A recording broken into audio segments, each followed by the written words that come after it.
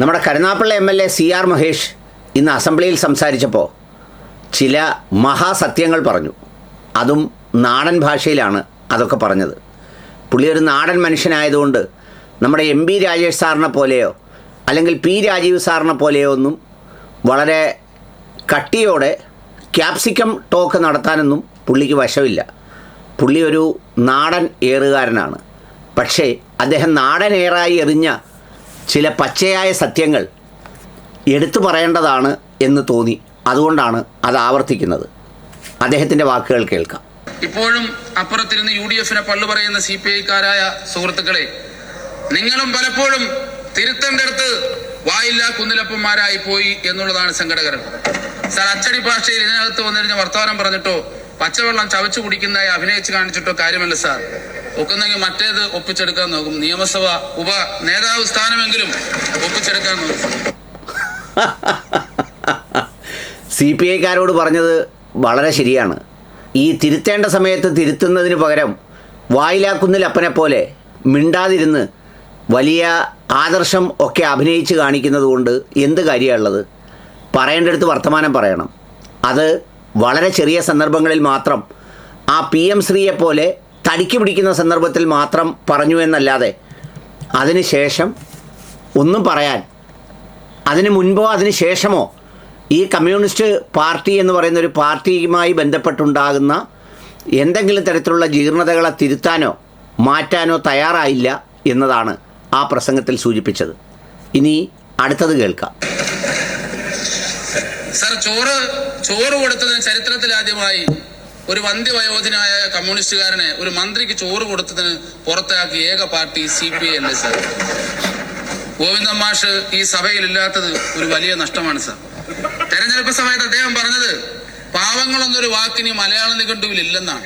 തെരഞ്ഞെടുപ്പ് ഫലം വന്നപ്പോൾ അദ്ദേഹം തന്നെ ഇല്ലാണ്ടായി. സാർ, ഇന്നലത്തെ വാർത്ത KT ജലീൽ CPM-ൽ അംഗത്വം എടുത്തു വന്നതാണ്.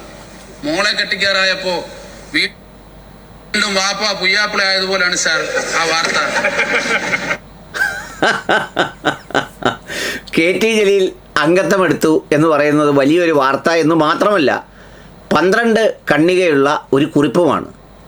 എന്തോ മഹാസംഭവം കമ്മ്യൂണിസ്റ്റ് പാർട്ടിക്ക് സംഭവിക്കാൻ പോകുന്നു എന്ന രീതിയിലാണ് പുള്ളി എഴുതി പിടിച്ചിരിക്കുന്നത്. സംഗതി തവന്നൂരിൽ പുള്ളിയെ ജനങ്ങൾ ഒറ്റക്കെട്ടായി പുള്ളി പറഞ്ഞ എല്ലാ സംഗതികളെയും കാറ്റിൽ പറത്തി തോൽപ്പിച്ചു. ആ തോൽപ്പിച്ചതിന് ശേഷമാണ് ഇപ്പോൾ പ്രതിസന്ധി ഉണ്ടായിരിക്കുന്ന കമ്മ്യൂണിസ്റ്റ് പാർട്ടിക്ക് പിന്നെ ഞാനല്ലാതെ ആരുണ്ട് എന്ന തരത്തിൽ ഈ കാലം ഇത്രയും കഴിഞ്ഞ് 3-4 തവണ MLA-യും മന്ത്രിയും ഒക്കെ ആയി കഴിഞ്ഞ് സത്യം പറഞ്ഞാൽ പിന്നെ മെമ്പർഷിപ്പ് എടുത്തതിന് CR മഹേഷ് നൽകിയ അടിക്കുറിപ്പ് നന്നായി. പിന്നെ ബാക്കിയുമുണ്ട്. സർ, നയപ്രഖ്യാപനത്തിൽ സ്വർണം കെട്ടവരെ കുറിച്ച് പറഞ്ഞില്ലെന്ന് BJP അംഗം ഇന്നലെ പരിതാപം പറയുന്നത് കേട്ടു. സർ, നാക്ക് അകത്തേക്ക് ഇട്ടില്ല. അതിനു മുമ്പ് പാലക്കാട്ട് ദേവസ്വം ഭണ്ഡാരം കുത്തി തുറന്നതിന് BJP സ്ഥാനാർത്ഥി പ്രഭാവതി അകത്തായി സാർ. അത് സത്യമാണ്. BJP പലപ്പോഴും അവകാശപ്പെടുന്നത് ഞങ്ങൾ മാത്രമാണ് ഇതെല്ലാം സംരക്ഷിക്കാനുള്ളത്, ബാക്കിയെല്ലാം മോഷ്ടിച്ചുകൊണ്ട് പോകുന്നു എന്നാണ്. തിരുവിതാംകൂർ ദേവസ്വൻ്റെ ഭണ്ഡാരം പോലും സർക്കാർ മോഷ്ടിച്ച് ബാക്കി സമുദായങ്ങൾക്ക് കൊടുക്കുന്നു എന്ന് നിലവിളിച്ചവരാണ്. എന്ന് മാത്രമല്ല, ഗോസംരക്ഷണവും മറ്റ് പലതും ഉന്നയിച്ച് ഈ സമൂഹത്തിൽ ഒരുപാട് ആൾക്കൂട്ടാക്രമണങ്ങൾ നടത്തിയവരാണ്. പക്ഷേ ഇന്നലെ ഇത് പൊട്ടിച്ചതിന് കുടുങ്ങിയത് പ്രഭാവതിയാണ്. അതുപോലെ പലയിടങ്ങളിലും ഇതുമായി ബന്ധപ്പെട്ട ഈ മോഷണങ്ങളിൽ കുടുങ്ങുന്നത് അധികവും ആ വിഭാഗത്തിലും ആ പാർട്ടിയിലും പെടുന്നവരാണ്. എന്ന് മാത്രമല്ല, കഴിഞ്ഞ കുറേ ദിവസങ്ങളായി ഈ പശുവിനെ ദേശീയ മാതാവായി പ്രഖ്യാപിക്കണം, ദേശീയ മൃഗമായി പ്രഖ്യാപിക്കണം എന്ന് പറയുമ്പോൾ അത് അംഗീകരിക്കില്ല എന്ന് ഉറക്കെ പറയുന്നതും യോഗി ആദിത്യനാഥ് തന്നെയാണ്. അങ്ങനെ വലിയൊരു വൈരുദ്ധ്യം അവർക്കിടയിലുണ്ട്. ഏതായാലും ആ സംഗതികളൊക്കെയാണ് വളരെ ഭംഗ്യന്തരേണ CR മഹേഷ് സഭയിൽ അവതരിപ്പിച്ചത്. പിന്നെ കുറുക്കോളി മൊയ്തീൻ നമ്മുടെ KT ജലീലിക്കായ എന്തൊക്കെയോ കണക്കിന് പറഞ്ഞു. അതുകൂടി കേട്ടുകൊണ്ട് അവസാനിപ്പിക്കാം. നിങ്ങളൊരു മെമ്പർ പറഞ്ഞു, എന്നോട് മത്സരിക്കാൻ ലീഗുകാർ തയ്യാറുണ്ടോ എന്ന് ഈ സഭയിൽ വെച്ച് ആ മൂലയിൽ വെച്ച് ചോദിച്ചു ഒരു കൂട്ടുകാരൻ. ആ മണ്ഡലത്തിൽ നിന്നതാ എന്റെ പ്രിയങ്കനായ സുഹൃത്ത് ജോയ് 15,000-ഓളം വോട്ടിന് വിജയിച്ച് ഈ സഭയിൽ വന്നിരിക്കുന്നു. ആ സുഹൃത്തുക്കളും ഇല്ല, നിങ്ങളൊന്ന് കേൾപ്പിച്ചു കൊടുക്കണം എന്ന് ഞാൻ നിങ്ങളോട് ആവശ്യപ്പെടുകയാണ്. അവിടെ ജോയിയുടെ ഇവിടെ സെജി പറഞ്ഞ സമുദായത്തെ കുറിച്ചാണല്ലോ, ഏത് സമുദായക്കാരാണെന്നല്ലോ നിങ്ങൾ CPM മനസ്സിലാക്കണേ, നിങ്ങൾക്ക് വേണ്ടിയാണ് അദ്ദേഹം അത് പറഞ്ഞത്. അവിടെ ജോയിയുടെ കുടുംബം കഷായത്തിൽ ചേർക്കാൻ അരക്കഴിഞ്ഞു പോലും കിട്ടില്ല. അവിടെയാണ് VS ജോയി ഈ സഭയിലേക്ക് കടന്നു വന്നിട്ടുള്ളത് എന്ന് നിങ്ങൾ മനസ്സിലാക്കണം. ഒരിക്കൽ കൂടി ഈ സഭയിൽ എത്തിച്ചേരാൻ കഴിഞ്ഞതിൽ ഞാൻ എന്റെ സൃഷ്ടാവിനെ സ്തുതിക്കുന്നു. കേരളത്തിൽ വർഗീയത താണ്ഡവമാടി വർഗീയ പ്രചരണങ്ങൾ കളിപ്പാട്ടമാക്കി ഇടതുപക്ഷം ഉൾപ്പെടെയുള്ളവർ സ്വീകരിച്ച ഒരു കാലഘട്ടം, ഈ കഴിഞ്ഞ തെരഞ്ഞെടുപ്പ് കാലഘട്ടത്തെ നമ്മൾ വിലയിരുത്തേണ്ടതുണ്ട്. ഈ സന്ദർഭത്തിൽ തന്മയത്വത്തോടെ സൗഹാർദ്ദം വളർത്തി ഐക്യത്തോടുകൂടി ജനാധിപത്യ മൂല്യങ്ങൾ വളർത്തി മതേതരത്വം സംരക്ഷിച്ച് ജനങ്ങളെ നയിക്കാൻ വളരെ പ്രഗത്ഭമായി നേതൃത്വം കൊടുത്ത ഞങ്ങളുടെ നേതാവിനെ, പ്രിയങ്കനായ പാണക്കാട് സയ്യിദ് സാദിഖ് അലി ശിഹാബ് തങ്ങളെ ഞാൻ ഈ സഭ മുമ്പാകെ വെച്ച് അഭിനന്ദിക്കാൻ ഞാൻ ആഗ്രഹിക്കുകയാണ്. സർ, എന്റെ മണ്ഡലം തിരൂര്. തിരൂരിൽ നിന്ന് ഒരിക്കൽ കൂടി എന്നെ ജനങ്ങൾ വിജയിപ്പിച്ചാണ് ഇങ്ങോട്ട് അയച്ചത്. തിരൂരിലെ തെരഞ്ഞെടുപ്പിന് കുറെ സവിശേഷതകളുണ്ടായി. ആദ്യമായി കടന്നു വന്ന ദിവസം ഇടതുപക്ഷ സുഹൃത്തുക്കൾ പോലും കൈപിടിച്ച് എന്നെ അഭിനന്ദിച്ചവരുണ്ട്. ഞാൻ അവരുടെ പേര് പറയുന്നില്ല. തെരഞ്ഞെടുപ്പിന്റെ പ്രത്യേകതകളെക്കുറിച്ചും കാര്യങ്ങളെക്കുറിച്ചൊക്കെ അവർ അന്വേഷിച്ചു. എനിക്ക് സന്തോഷമുണ്ട്. അവിടുത്തെ സ്ഥാനാർത്ഥി എങ്ങനെയാണ് വന്നത് സർ? ഇടതുപക്ഷത്തിന്റെ ഏരിയ കമ്മിറ്റിയോ ജില്ലാ കമ്മിറ്റിയോ അംഗീകരിച്ച സ്ഥാനാർത്ഥിയല്ല അവിടെ സ്ഥാനാർത്ഥിയായി വന്നത്. 1982 പെരിന്തൽമണ്ണയിലും മണ്ണാർക്കാടും സമ്പന്നരായ ആളുകളെ നിർത്തിക്കൊണ്ട് തെരഞ്ഞെടുപ്പ് പരീക്ഷണം നടത്താൻ CPM തയ്യാറായി.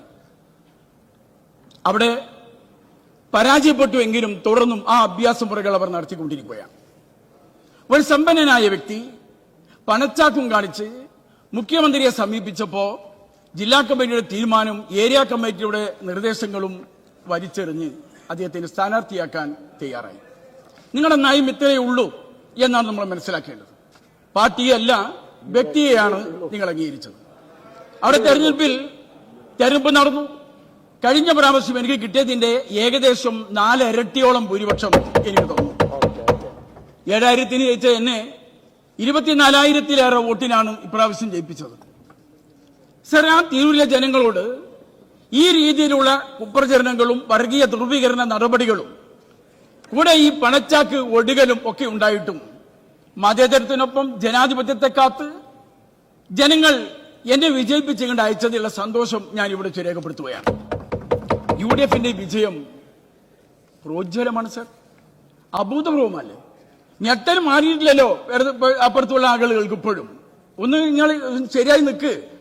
ഞെട്ടൽ മാറിയിട്ടില്ല നിങ്ങൾക്ക് പോലും. പഴയ മുഖ്യമന്ത്രി പോലും 7 റൗണ്ട് എണ്ണിയപ്പോഴും പിന്നിലായിരുന്നു. ഞാൻ സന്തോഷം പറയട്ടെ, എന്റെ 7 തദ്ദേശ സ്വയംഭരണ സ്ഥാപന മേഖലയിലും 15 റൗണ്ട് വോട്ടെണ്ണിയപ്പോഴും എല്ലാ ഘട്ടങ്ങളിലും ഞാൻ മുമ്പിലായിരുന്നു എന്ന സന്തോഷം കൂടി എന്റെ ഇടതുപക്ഷക്കാരോട് പങ്കുവെക്കാൻ ഞാൻ ആഗ്രഹിക്കുകയാണ്.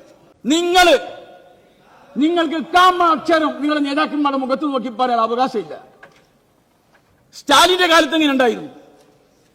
അതിനെക്കുറിച്ച് പോയ പരാമർശങ്ങൾ തന്നെ വന്നിട്ടുണ്ട്. അതുപോലെ നിങ്ങളുടെ നേതാക്കന്മാർ പൂജിച്ചു കൊണ്ടുപോകുന്നു. നിങ്ങൾ നോക്കിയത് മുഖ്യമന്ത്രി കസേരയിൽ മാത്രം.